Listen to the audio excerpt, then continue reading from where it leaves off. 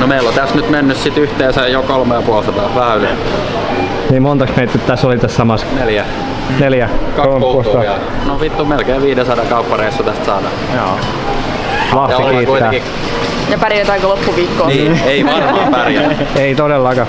Mut hei, ostettiin ja tuettiin Lahden kaupunkia tässä hommassa. Nyt ei viety rahoja Ouluun, sori vaan.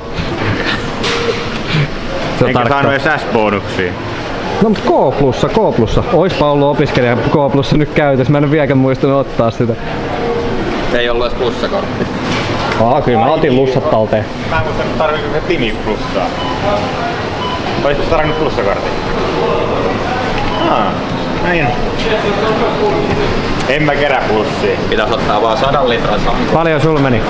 Ostoksesta? Niin, 90. 90. Paljon Santeri sul meni? 100. No niin, 90 ja 100 vielä päälle. Eli 540. niin 540 tekee. Ei paha. Ei paha. Ei paha. Ei paha. Ei paha. Ei edes 100 per naama. Niin. Niin.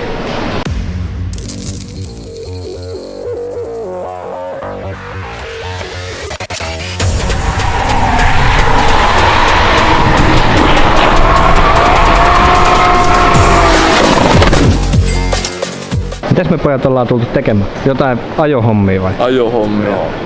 Kauppareissuja. Jätkä tuntuu tekee kauppareissuja. Tomikin kysyi, että tullaanko me Ouluun syömään. Tullut. Mitä mun tehdä?